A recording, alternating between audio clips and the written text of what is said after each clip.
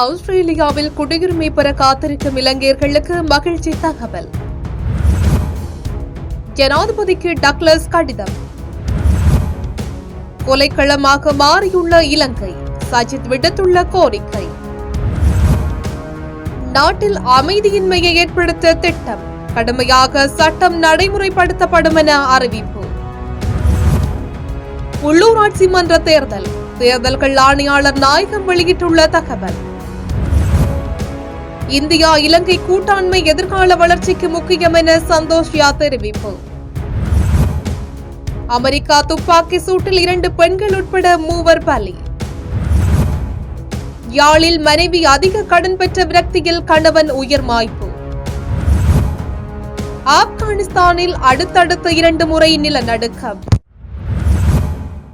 ஆஸ்திரேலியாவில் வரவிருக்கும் கூட்டாட்சி தேர்தலுக்கு முன்னர் அதிகளவான புலம்பெயர்ந்தோருக்கான குடியுரிமை வழங்கும் முடிவில் மாற்றமில்லை என உள்துறை அமைச்சர் டோனி பர்க் தெரிவித்துள்ளார்.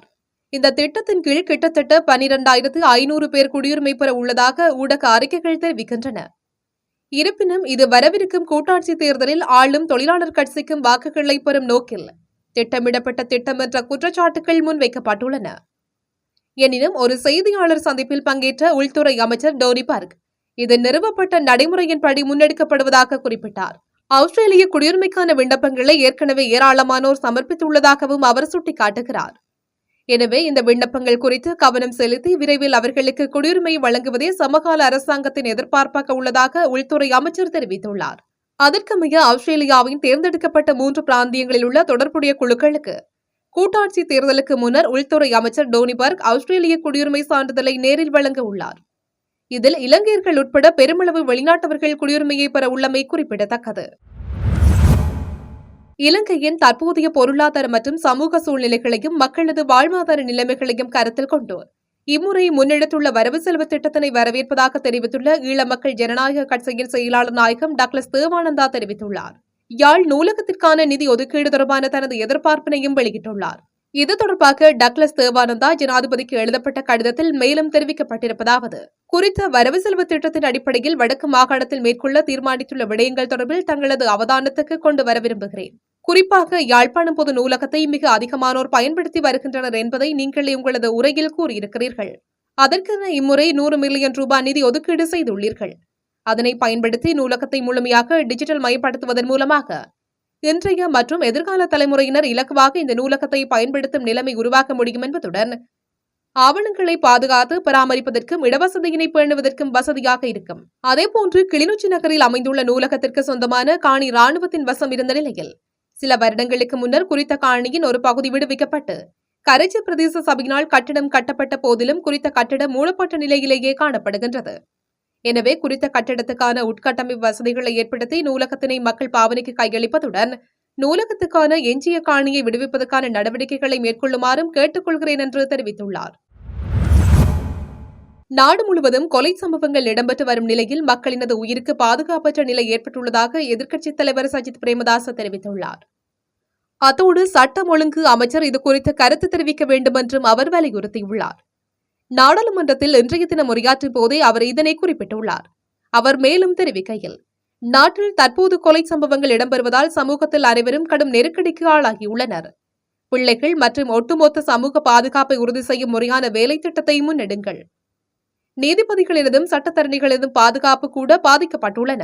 இது தொடர்பில் கவனம் செலுத்துமாறு சஜித் பிரேமதாச வலியுறுத்தியுள்ளார்.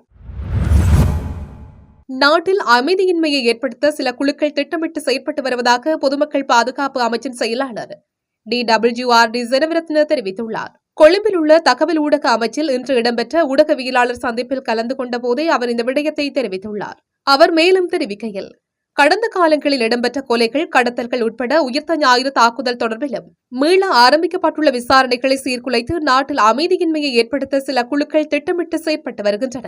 புலனாய்வு தகவல்களின் அடிப்படையில் அக்குழுக்கள் இனங்காணப்பட்டுள்ளன. அவற்றுக்கு எதிராக சட்டம் கடுமையாக நடைமுறைப்படுத்தப்படும் என குறிப்பிட்டுள்ளார்.